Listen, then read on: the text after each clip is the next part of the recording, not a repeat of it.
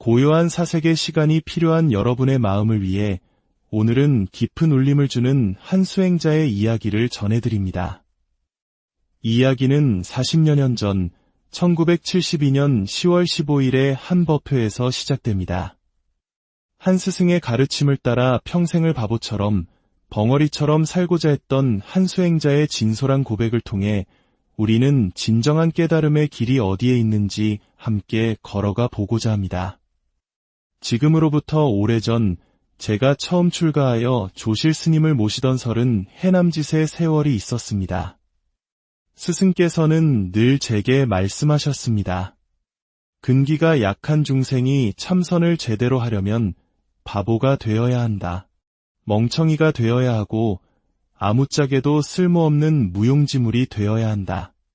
심지어 썩어버린 나무 둥치처럼 되어야만 비로소 공부의 문턱에 들어설 수 있느니라. 저는 제 스스로를 돌아볼 때 가장 낮은 근기 중에서도 가장 못난 근기를 가졌다는 것을 잘 알고 있었습니다. 그래서 결심했습니다. 스승의 가르침을 철저히 믿고 한평생 바보가 되어 살리라. 이 세상에 없는 사람인 셈치고 벙어리가 되어 일생을 보내리라. 쓸모없는 존재가 되기에는 말을 하지 않는 것, 즉 벙어리가 되는 것이 가장 좋은 방법이라 생각했습니다. 그래서 저는 출가하자마자 무건수행을 시작했습니다. 물론 말을 하지 않으니 불편한 점이 한두 가지가 아니었습니다. 하지만 저의 스승께서는 제가 당신의 제자인지 당신이 저의 제자인지 분간할 수 없을 정도로 저의 모든 것을 세심하게 보살펴 주셨습니다. 그 은혜 덕분에 저는 미약한 근기를 가지고서도 올바른 법의 문 안에서 퇴보하지 않고 그럭저럭 10년이라는 세월을 버텨낼 수 있었습니다. 하지만 10년이 지나도 저는 아무것도 얻은 바가 없었습니다. 그저 스승의 가르침대로 바보가 되어 어쩔 수 없이 화두만 들고 또 들었을 뿐입니다. 스승께서는 제가 제 양말 한 켤레, 내복 하나 빠는 것조차 허락하지 않으셨습니다. 당신께서 직접 다 해주셨고 제가 혹여나 손이라도 댈까봐 아예 다가오지도 못하게 하셨습니다. 그렇게까지 저를 아껴주셨습니다. 저는 너무나도 송구스러웠지만 스승께서는 제게 물 한 잔 떠오라는 말씀조차 한 적이 없으셨습니다. 오히려 제가 스승의 시봉을 받으며 10년의 세월을 보낸 셈입니다. 그 세월 동안 낮에는 작은 가판을 열어 과일도 팔고 고구마도 쪄서 팔고 음료수도 팔며 생계를 꾸렸습니다. 그리고 밤이 되면 그 작은 공간에 앉아날이 새도록 오로지 정진에만 몰두했습니다. 그렇게 10년이 지났지만 공부는 아무런 진척이 없었습니다. 그러던 어느 날 스승께서 말씀하셨습니다. 무건수행 그 자체가 무슨 대단한 공부더냐. 이제 10년을 채웠으니 그만 무건을 풀어라. 저는 이 생의 마지막 숨이 끊어지는 순간까지 입을 열고 싶지 않았습니다. 평생을 벙어리로 살고 싶었습니다. 하지만 스승의 명령이었기에 어쩔 수 없이 무건을 풀고 다시 말을 하게 되었습니다. 막상 입을 열었지만 할 말이 아무것도 없었습니다. 그저 무건을 하기 전의 상태로 돌아갔을 뿐입니다. 말을 다시 시작하니 오히려 번거로운 일들이 많아졌습니다. 무건을 할 때는 누구도 저의 일에 간섭하지 않았고 저 또한 다른 일에 신경 쓸 필요가 없어 오롯이 저만의 시간을 가질 수 있었습니다. 하지만 말을 하게 되니 제가 남의 일에 참견해야 하고 남이 제 일에 참견하며 수많은 번뇌가 찾아왔습니다. 세월이 흘러 1972년 저는 다시 이곳에서 스승님을 모시게 되었습니다. 우렁찬 목소리로 지칠 줄 모르고 법문을 하시던 스승께서도 세월 앞에 기력이 쇠하고 혈압이 높아지기 시작하셨습니다. 예전에 그 낭낭하던 음성은 사라졌지만 우리를 위하는 그 간절한 마음만은 조금도 변함이 없으셨습니다. 오히려 목이 갈라지도록 억지로 큰 소리를 내시며 법을 설하셨습니다. 그날도 스승께서는 억지로 저를 법상에 오르라 명하셨습니다. 저는 몇 번이고 사양했지만 강권에 못 이겨 잠시 올라가 몇 마디 말씀을 드리고 내려왔습니다. 그리고 그날 스승께서 남기신 법문은 참선을 하고자 하는 모든 이들에게 깊은 가르침을 주었습니다. 참선을 하려면 어떤 마음가짐을 가져야 하는가? 첫째, 바른 스승을 구해야 한다. 참선은 스스로가 스스로를 깨닫는 것이지만 바른 스승의 인도 없이는 1000명, 10,000명 가운데 한 사람도 바로 깨닫는 이가 나올 수 없다. 그렇다면 스승, 즉 선지식은 무엇을 가르쳐 주는가? 아무것도 가르쳐 주지 않는다. 배울 것도 없다. 만약 가르치고 배울 수 있는 것이라면 스승 없이 혼자서도 깨달을 수 있을 것이다. 바로 가르쳐 줄 수도 배울 수도 없기 때문에 우리는 반드시 스승의 지도가 필요한 것이다. 부처님께서 이 땅에 오셔서 수많은 법을 설하셨지만 왜 모든 중생이 그 자리에서 바로 깨닫지 못했겠습니까? 깨달음이란 지식처럼 전달될 수 있는 것이 아니기 때문입니다. 사실 부처님의 참된 법에 비추어 보면 깨닫고 깨닫지 못하고를 나누는 것조차 부질없는 말입니다.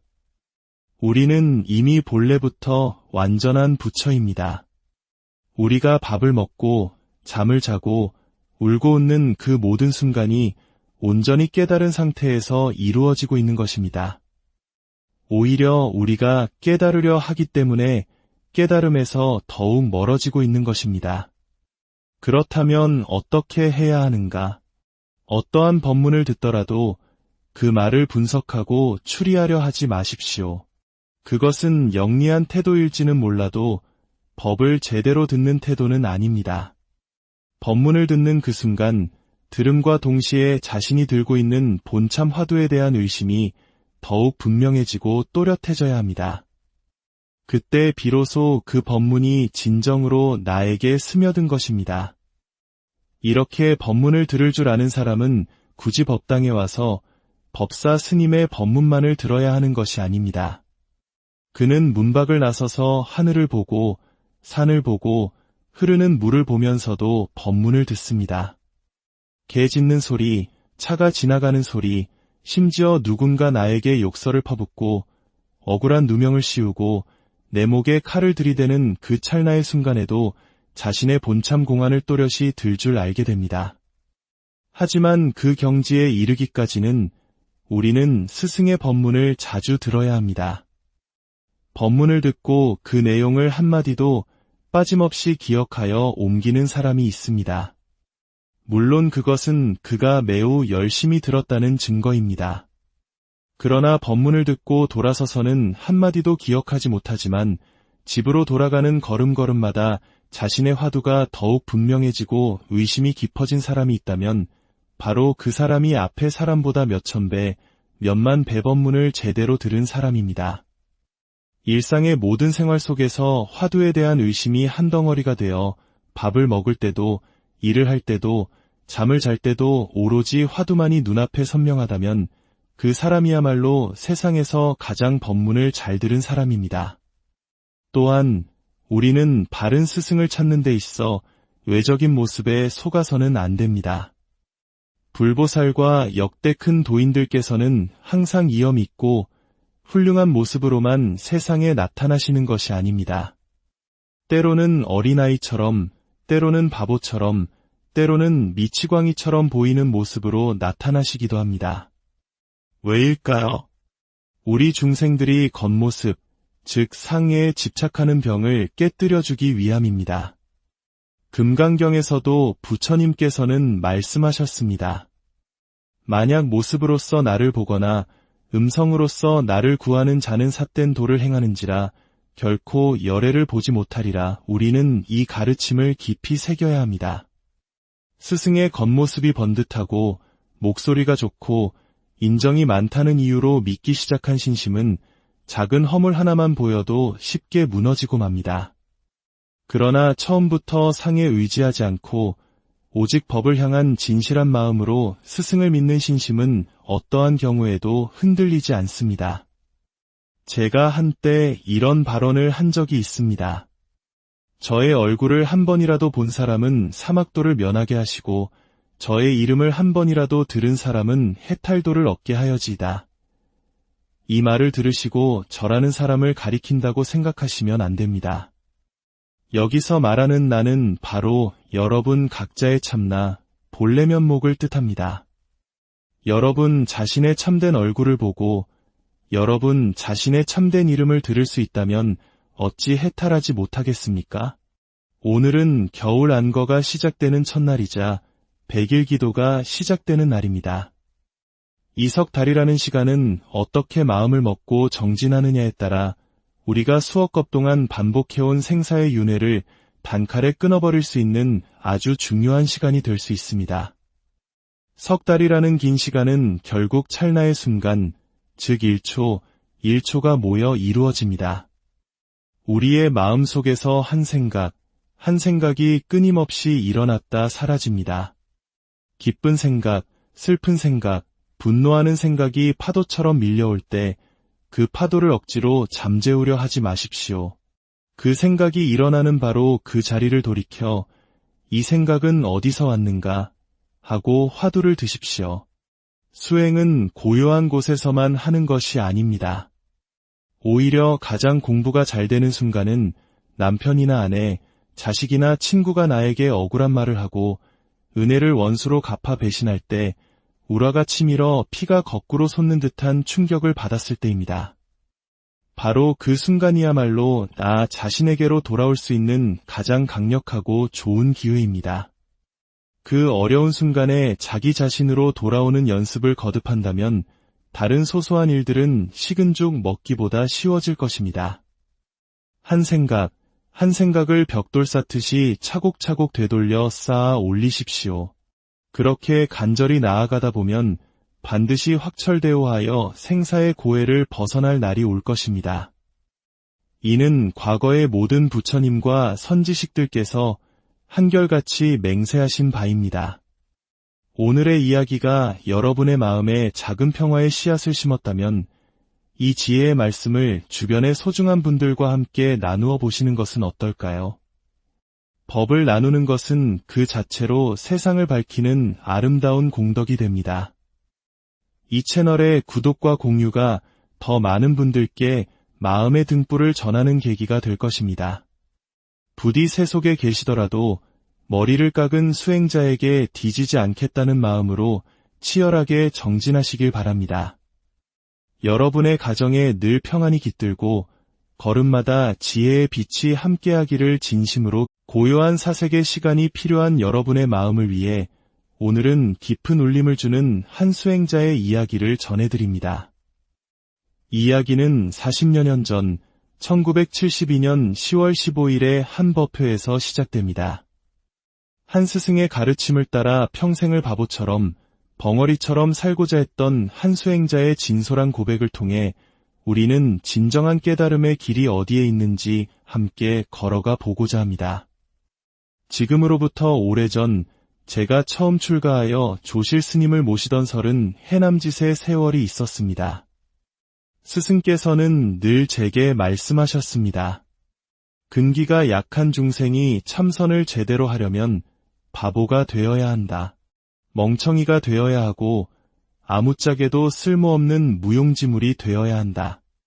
심지어 썩어버린 나무 둥치처럼 되어야만 비로소 공부의 문턱에 들어설 수 있느니라. 저는 제 스스로를 돌아볼 때 가장 낮은 근기 중에서도 가장 못난 근기를 가졌다는 것을 잘 알고 있었습니다. 그래서 결심했습니다.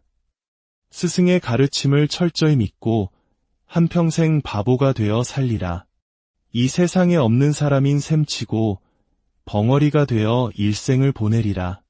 쓸모없는 존재가 되기에는 말을 하지 않는 것, 즉 벙어리가 되는 것이 가장 좋은 방법이라 생각했습니다. 그래서 저는 출가하자마자 무건수행을 시작했습니다. 물론 말을 하지 않으니 불편한 점이 한두 가지가 아니었습니다. 하지만 저의 스승께서는 제가 당신의 제자인지 당신이 저의 제자인지 분간할 수 없을 정도로 저의 모든 것을 세심하게 보살펴 주셨습니다. 그 은혜 덕분에 저는 미약한 근기를 가지고서도 올바른 법의 문 안에서 퇴보하지 않고 그럭저럭 10년이라는 세월을 버텨낼 수 있었습니다. 하지만 10년이 지나도 저는 아무것도 얻은 바가 없었습니다. 그저 스승의 가르침대로 바보가 되어 어쩔 수 없이 화두만 들고 또 들었을 뿐입니다. 스승께서는 제가 제 양말 한 켤레, 내복 하나 빠는 것조차 허락하지 않으셨습니다. 당신께서 직접 다 해주셨고 제가 혹여나 손이라도 댈까봐 아예 다가오지도 못하게 하셨습니다. 그렇게까지 저를 아껴주셨습니다. 저는 너무나도 송구스러웠지만 스승께서는 제게 물 한 잔 떠오라는 말씀조차 한 적이 없으셨습니다. 오히려 제가 스승의 시봉을 받으며 10년의 세월을 보낸 셈입니다. 그 세월 동안 낮에는 작은 가판을 여러 과일도 팔고 고구마도 쪄서 팔고 음료수도 팔며 생계를 꾸렸습니다. 그리고 밤이 되면 그 작은 공간에 앉아 날이 새도록 오로지 정진에만 몰두했습니다. 그렇게 10년이 지났지만 공부는 아무런 진척이 없었습니다. 그러던 어느 날 스승께서 말씀하셨습니다. 무건수행 그 자체가 무슨 대단한 공부더냐. 이제 10년을 채웠으니 그만 무건을 풀어라. 저는 이 생의 마지막 숨이 끊어지는 순간까지 입을 열고 싶지 않았습니다. 평생을 벙어리로 살고 싶었습니다. 하지만 스승의 명령이었기에 어쩔 수 없이 무건을 풀고 다시 말을 하게 되었습니다. 막상 입을 열었지만 할 말이 아무것도 없었습니다.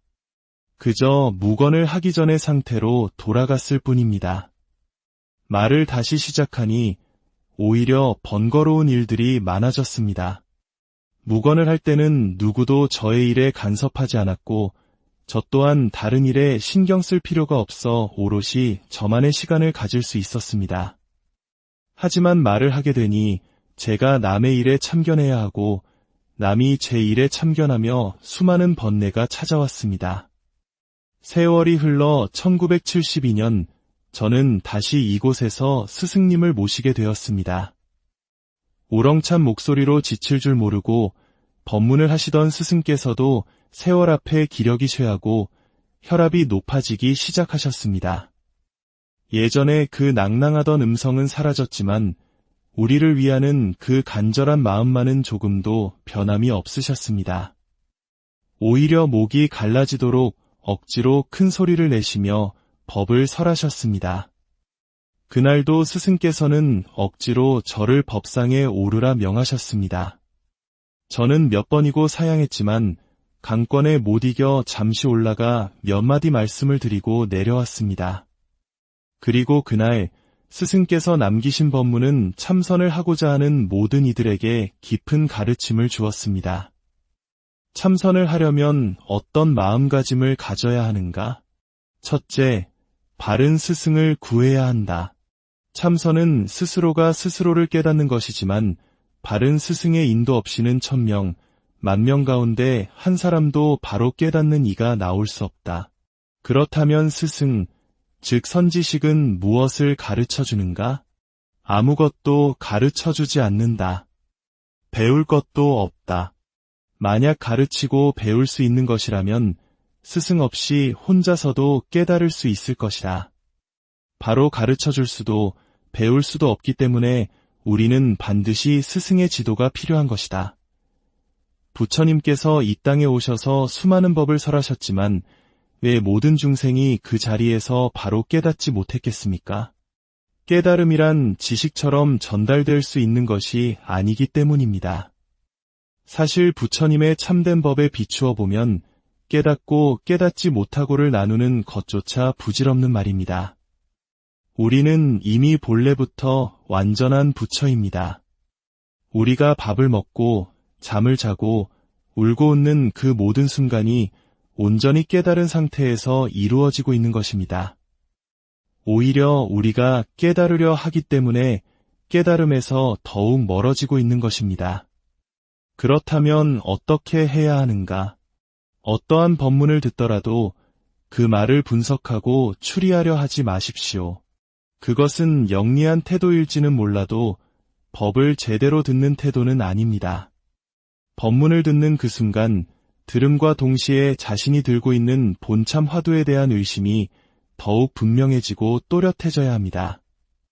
그때 비로소 그 법문이 진정으로 나에게 스며든 것입니다. 이렇게 법문을 들을 줄 아는 사람은 굳이 법당에 와서 법사 스님의 법문만을 들어야 하는 것이 아닙니다. 그는 문밖을 나서서 하늘을 보고 산을 보고 흐르는 물을 보면서도 법문을 듣습니다. 개 짖는 소리, 차가 지나가는 소리, 심지어 누군가 나에게 욕설을 퍼붓고 억울한 누명을 씌우고 내 목에 칼을 들이대는 그 찰나의 순간에도 자신의 본참 공안을 또렷이 들 줄 알게 됩니다. 하지만 그 경지에 이르기까지는 우리는 스승의 법문을 자주 들어야 합니다.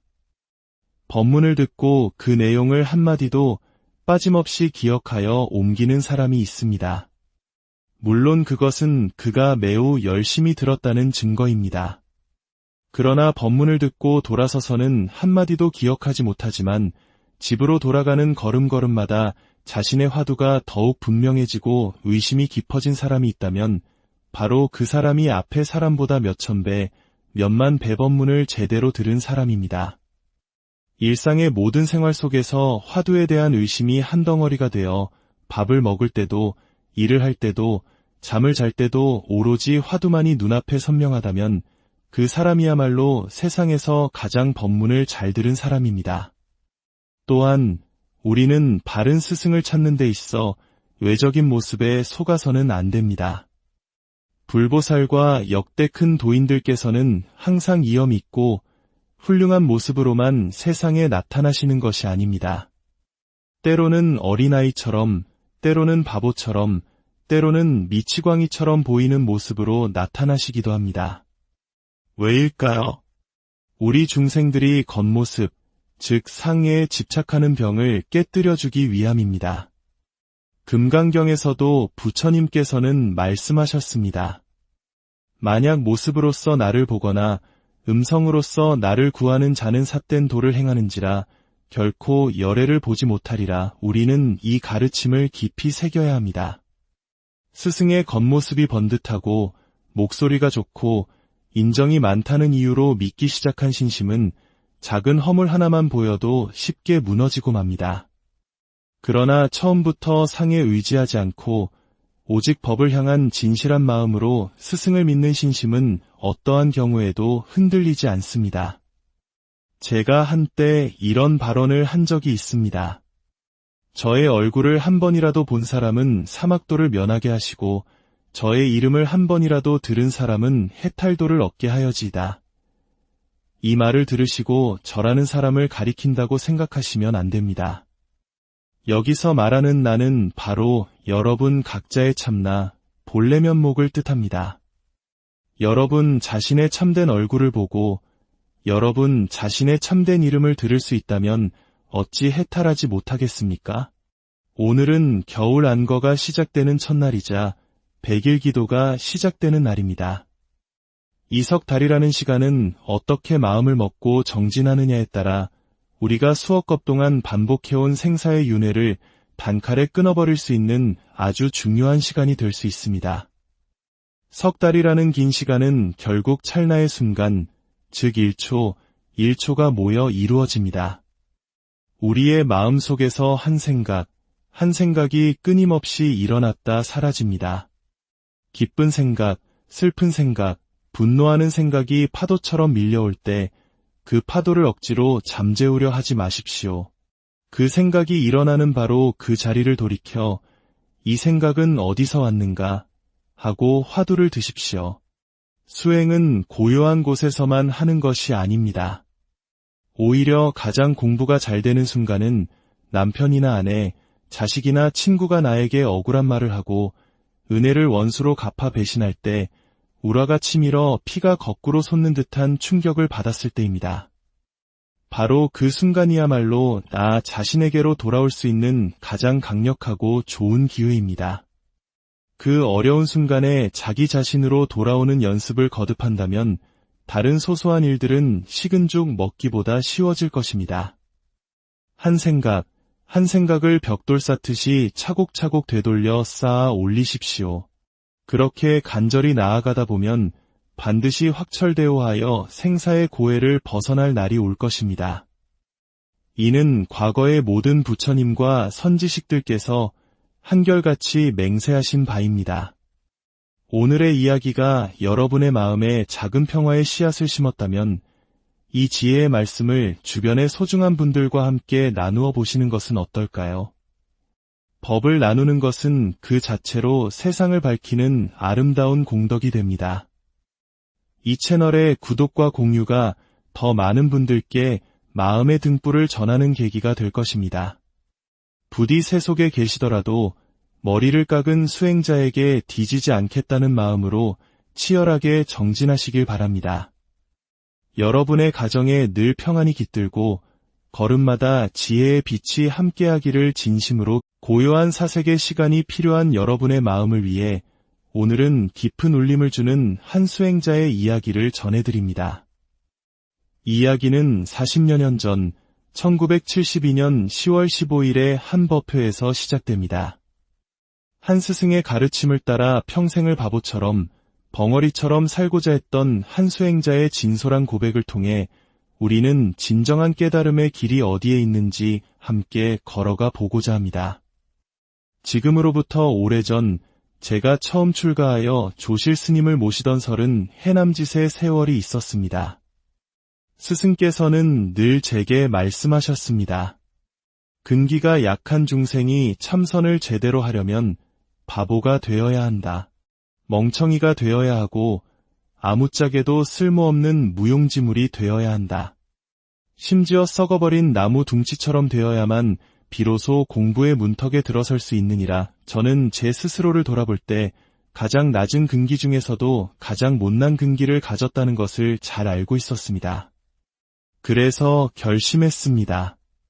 스승의 가르침을 철저히 믿고 한평생 바보가 되어 살리라. 이 세상에 없는 사람인 셈치고 벙어리가 되어 일생을 보내리라. 쓸모없는 존재가 되기에는 말을 하지 않는 것, 즉 벙어리가 되는 것이 가장 좋은 방법이라 생각했습니다. 그래서 저는 출가하자마자 무건수행을 시작했습니다. 물론 말을 하지 않으니 불편한 점이 한두 가지가 아니었습니다. 하지만 저의 스승께서는 제가 당신의 제자인지 당신이 저의 제자인지 분간할 수 없을 정도로 저의 모든 것을 세심하게 보살펴 주셨습니다. 그 은혜 덕분에 저는 미약한 근기를 가지고서도 올바른 법의 문 안에서 퇴보하지 않고 그럭저럭 10년이라는 세월을 버텨낼 수 있었습니다. 하지만 10년이 지나도 저는 아무것도 얻은 바가 없었습니다. 그저 스승의 가르침대로 바보가 되어 어쩔 수 없이 화두만 들고 또 들었을 뿐입니다. 스승께서는 제가 제 양말 한 켤레, 내복 하나 빠는 것조차 허락하지 않으셨습니다. 당신께서 직접 다 해주셨고 제가 혹여나 손이라도 댈까 봐 아예 다가오지도 못하게 하셨습니다. 그렇게까지 저를 아껴주셨습니다. 저는 너무나도 송구스러웠지만 스승께서는 제게 물 한 잔 떠오라는 말씀조차 한 적이 없으셨습니다. 오히려 제가 스승의 시봉을 받으며 10년의 세월을 보낸 셈입니다. 그 세월 동안 낮에는 작은 가판을 열어 과일도 팔고 고구마도 쪄서 팔고 음료수도 팔며 생계를 꾸렸습니다. 그리고 밤이 되면 그 작은 공간에 앉아 날이 새도록 오로지 정진에만 몰두했습니다. 그렇게 10년이 지났지만 공부는 아무런 진척이 없었습니다. 그러던 어느 날 스승께서 말씀하셨습니다. 무건수행 그 자체가 무슨 대단한 공부더냐.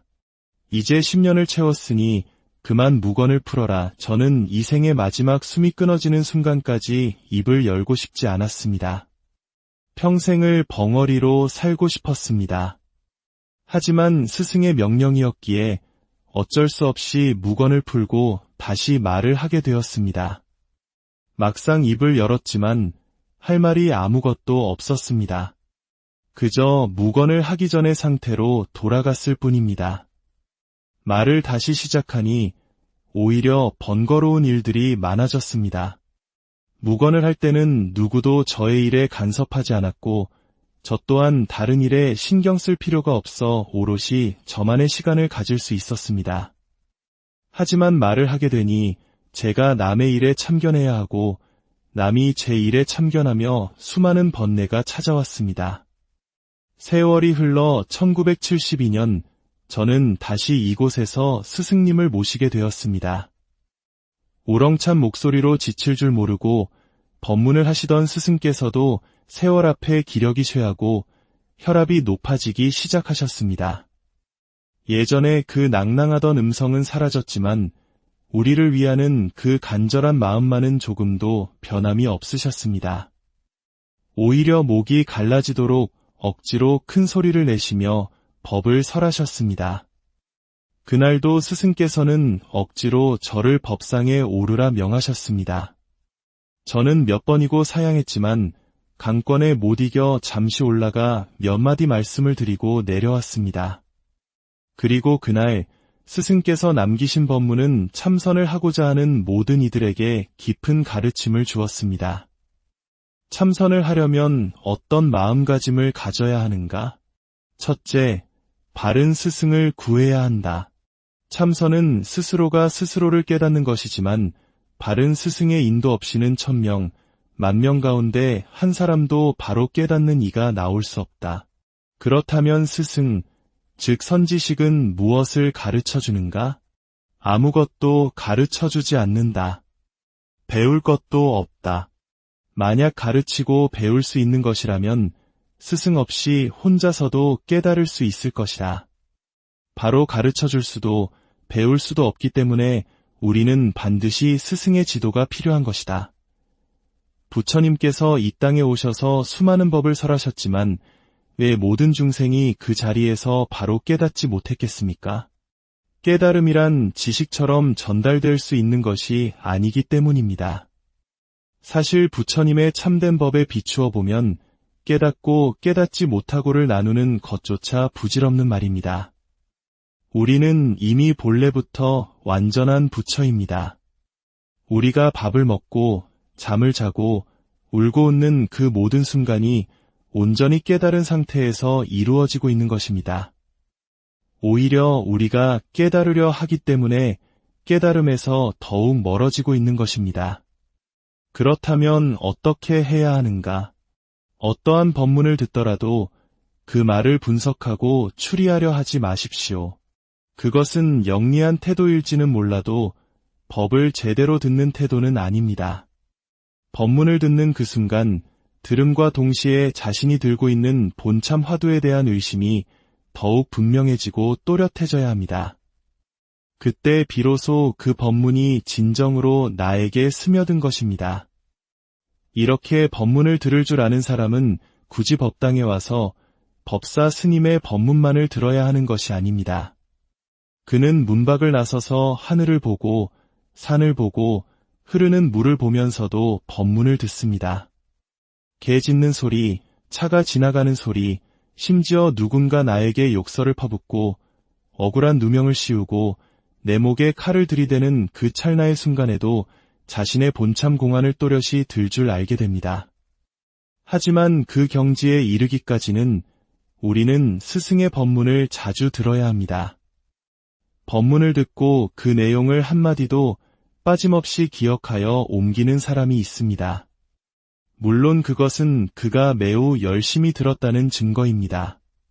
그러나 법문을 듣고 돌아서서는 한마디도 기억하지 못하지만 집으로 돌아가는 걸음걸음마다 자신의 화두가 더욱 분명해지고 의심이 깊어진 사람이 있다면 바로 그 사람이 앞의 사람보다 몇천 배, 몇만 배 법문을 제대로 들은 사람입니다.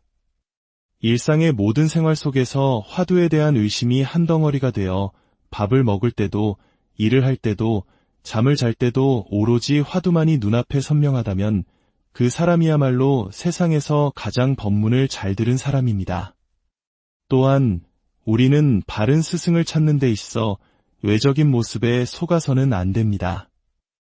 불보살과 역대 큰 도인들께서는 항상 이어 믿고 훌륭한 모습으로만 세상에 나타나시는 것이 아닙니다. 때로는 어린아이처럼, 때로는 바보처럼, 때로는 미치광이처럼 보이는 모습으로 나타나시기도 합니다. 왜일까요? 우리 중생들이 겉모습, 즉 상해에 집착하는 병을 깨뜨려주기 위함입니다. 금강경에서도 부처님께서는 말씀하셨습니다.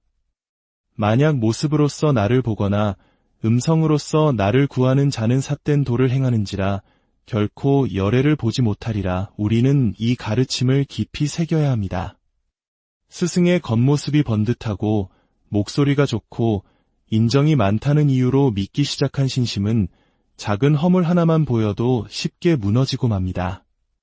그러나 처음부터 상에 의지하지 않고 오직 법을 향한 진실한 마음으로 스승을 믿는 신심은 어떠한 경우에도 흔들리지 않습니다.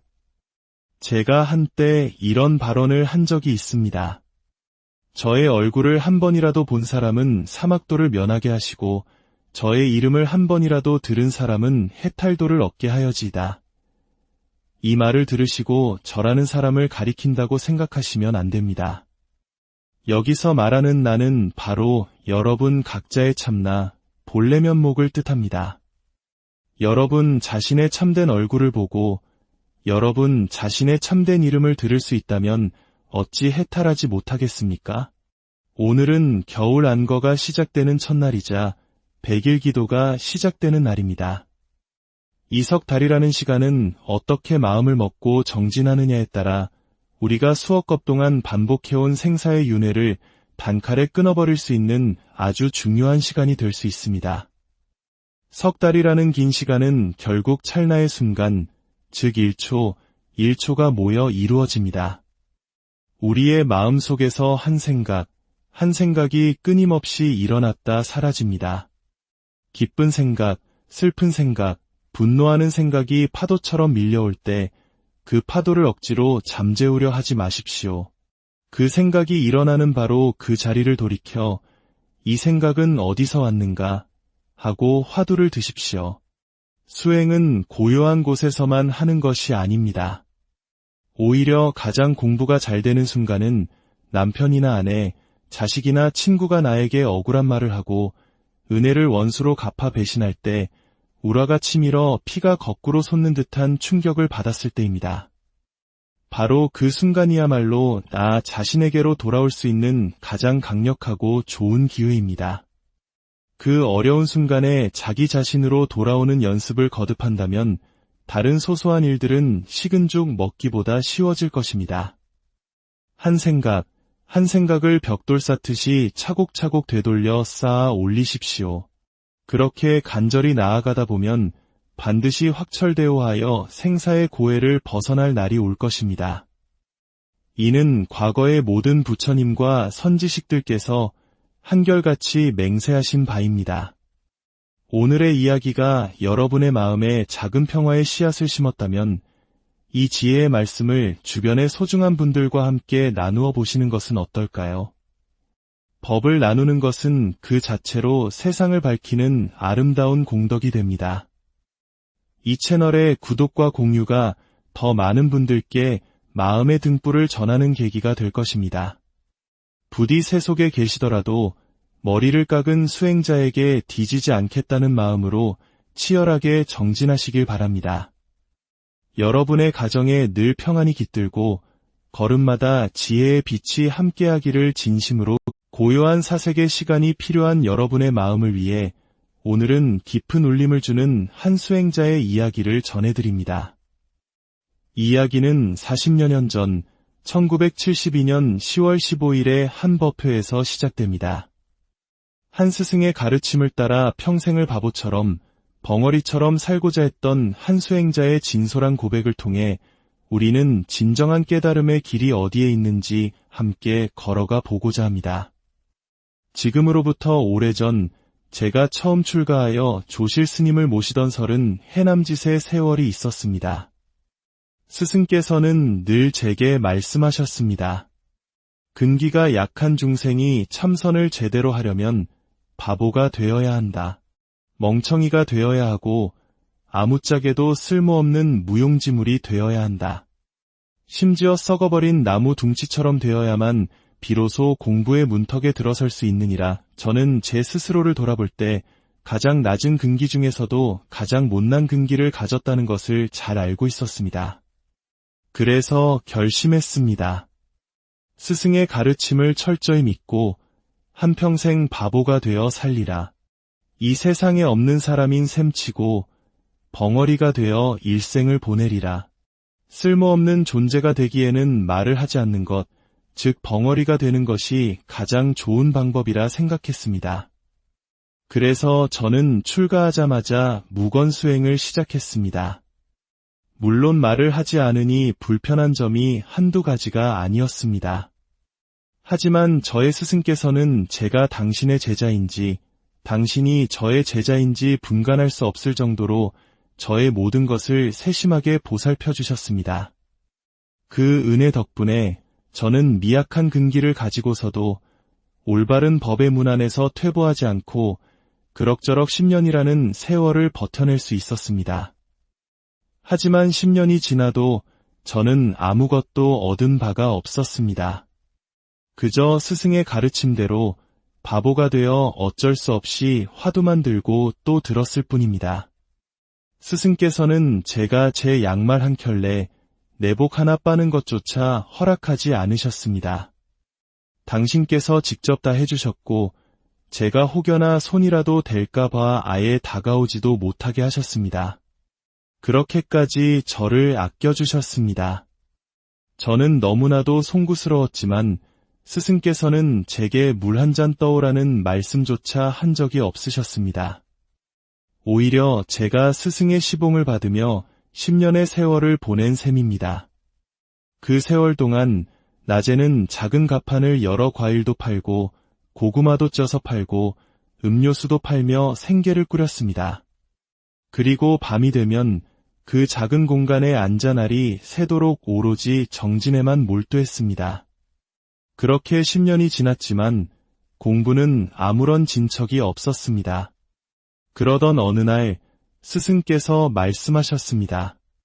무건수행 그 자체가 무슨 대단한 공부더냐. 이제 10년을 채웠으니 그만 무건을 풀어라. 저는 이 생의 마지막 숨이 끊어지는 순간까지 입을 열고 싶지 않았습니다. 평생을 벙어리로 살고 싶었습니다. 하지만 스승의 명령이었기에 어쩔 수 없이 무건을 풀고 다시 말을 하게 되었습니다. 막상 입을 열었지만 할 말이 아무것도 없었습니다. 그저 무건을 하기 전의 상태로 돌아갔을 뿐입니다. 말을 다시 시작하니 오히려 번거로운 일들이 많아졌습니다. 무건을 할 때는 누구도 저의 일에 간섭하지 않았고 저 또한 다른 일에 신경 쓸 필요가 없어 오롯이 저만의 시간을 가질 수 있었습니다. 하지만 말을 하게 되니 제가 남의 일에 참견해야 하고 남이 제 일에 참견하며 수많은 번뇌가 찾아왔습니다. 세월이 흘러 1972년 저는 다시 이곳에서 스승님을 모시게 되었습니다. 우렁찬 목소리로 지칠 줄 모르고 법문을 하시던 스승께서도 세월 앞에 기력이 쇠하고 혈압이 높아지기 시작하셨습니다.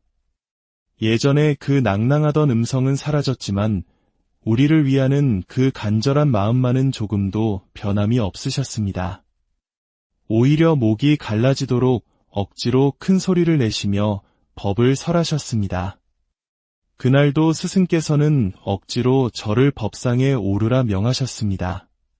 저는 몇 번이고 사양했지만 강권에 못 이겨 잠시 올라가 몇 마디 말씀을 드리고 내려왔습니다.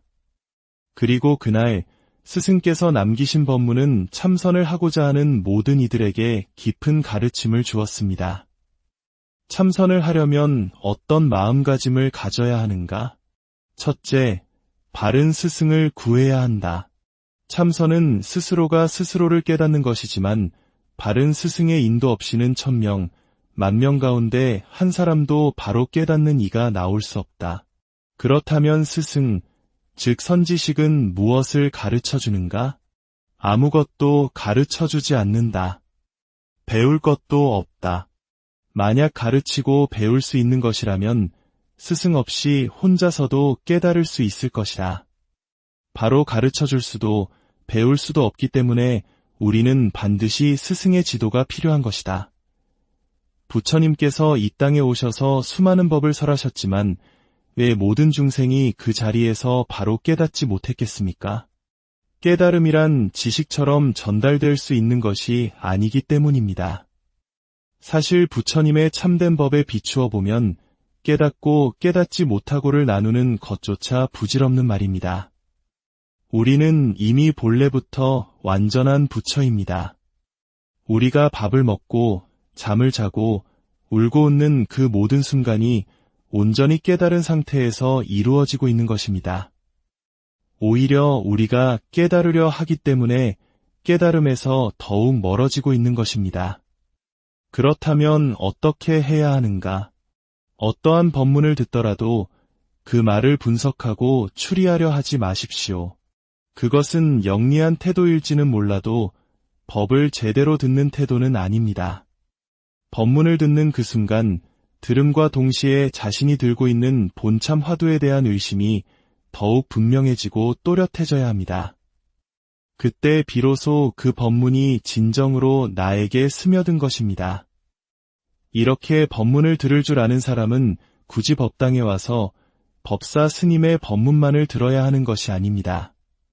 그는 문밖을 나서서 하늘을 보고 산을 보고 흐르는 물을 보면서도 법문을 듣습니다. 개 짖는 소리, 차가 지나가는 소리, 심지어 누군가 나에게 욕설을 퍼붓고 억울한 누명을 씌우고 내 목에 칼을 들이대는 그 찰나의 순간에도 자신의 본참 공안을 또렷이 들 줄 알게 됩니다. 하지만 그 경지에 이르기까지는 우리는 스승의 법문을 자주 들어야 합니다. 법문을 듣고 그 내용을 한마디도 빠짐없이 기억하여 옮기는 사람이 있습니다. 물론 그것은 그가 매우 열심히 들었다는 증거입니다. 그러나 법문을 듣고 돌아서서는 한마디도 기억하지 못하지만 집으로 돌아가는 걸음걸음마다 자신의 화두가 더욱 분명해지고 의심이 깊어진 사람이 있다면 바로 그 사람이 앞의 사람보다 몇천 배, 몇만 배 법문을 제대로 들은 사람입니다. 일상의 모든 생활 속에서 화두에 대한 의심이 한 덩어리가 되어 밥을 먹을 때도, 일을 할 때도, 잠을 잘 때도 오로지 화두만이 눈앞에 선명하다면 그 사람이야말로 세상에서 가장 법문을 잘 들은 사람입니다. 또한 우리는 바른 스승을 찾는 데 있어 외적인 모습에 속아서는 안 됩니다. 불보살과 역대 큰 도인들께서는 항상 이엄 있고 훌륭한 모습으로만 세상에 나타나시는 것이 아닙니다. 때로는 어린아이처럼, 때로는 바보처럼, 때로는 미치광이처럼 보이는 모습으로 나타나시기도 합니다. 왜일까요? 우리 중생들이 겉모습, 즉 상해에 집착하는 병을 깨뜨려주기 위함입니다. 금강경에서도 부처님께서는 말씀하셨습니다. 만약 모습으로서 나를 보거나 음성으로서 나를 구하는 자는 삿된 도를 행하는지라 결코 열애를 보지 못하리라. 우리는 이 가르침을 깊이 새겨야 합니다. 스승의 겉모습이 번듯하고 목소리가 좋고 인정이 많다는 이유로 믿기 시작한 신심은 작은 허물 하나만 보여도 쉽게 무너지고 맙니다. 그러나 처음부터 상에 의지하지 않고 오직 법을 향한 진실한 마음으로 스승을 믿는 신심은 어떠한 경우에도 흔들리지 않습니다. 제가 한때 이런 발언을 한 적이 있습니다. 저의 얼굴을 한 번이라도 본 사람은 사막도를 면하게 하시고 저의 이름을 한 번이라도 들은 사람은 해탈도를 얻게 하여지이다. 이 말을 들으시고 저라는 사람을 가리킨다고 생각하시면 안 됩니다. 여기서 말하는 나는 바로 여러분 각자의 참나, 본래 면목을 뜻합니다. 여러분 자신의 참된 얼굴을 보고 여러분 자신의 참된 이름을 들을 수 있다면 어찌 해탈하지 못하겠습니까? 오늘은 겨울 안거가 시작되는 첫날이자 백일 기도가 시작되는 날입니다. 이석달이라는 시간은 어떻게 마음을 먹고 정진하느냐에 따라 우리가 수억 겁 동안 반복해온 생사의 윤회를 단칼에 끊어버릴 수 있는 아주 중요한 시간이 될 수 있습니다. 석 달이라는 긴 시간은 결국 찰나의 순간, 즉 1초, 1초가 모여 이루어집니다. 우리의 마음 속에서 한 생각이 끊임없이 일어났다 사라집니다. 기쁜 생각, 슬픈 생각, 분노하는 생각이 파도처럼 밀려올 때 그 파도를 억지로 잠재우려 하지 마십시오. 그 생각이 일어나는 바로 그 자리를 돌이켜 이 생각은 어디서 왔는가 하고 화두를 드십시오. 수행은 고요한 곳에서만 하는 것이 아닙니다.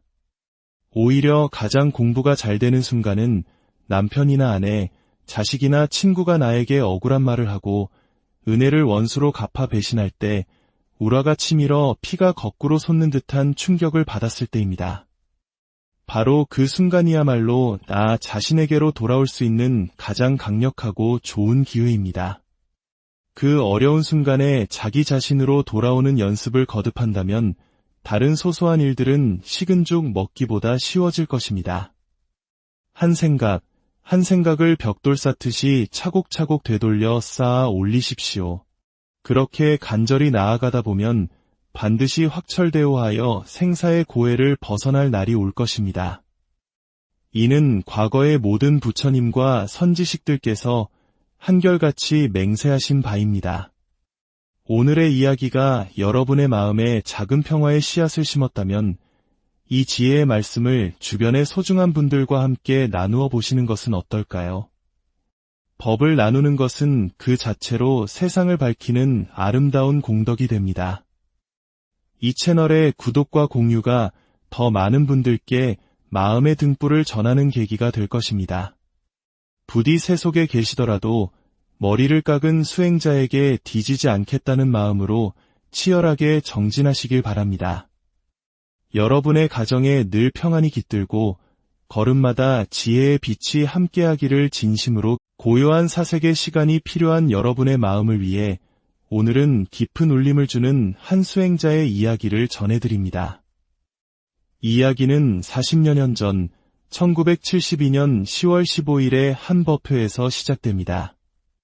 한 스승의 가르침을 따라 평생을 바보처럼 벙어리처럼 살고자 했던 한 수행자의 진솔한 고백을 통해 우리는 진정한 깨달음의 길이 어디에 있는지 함께 걸어가 보고자 합니다.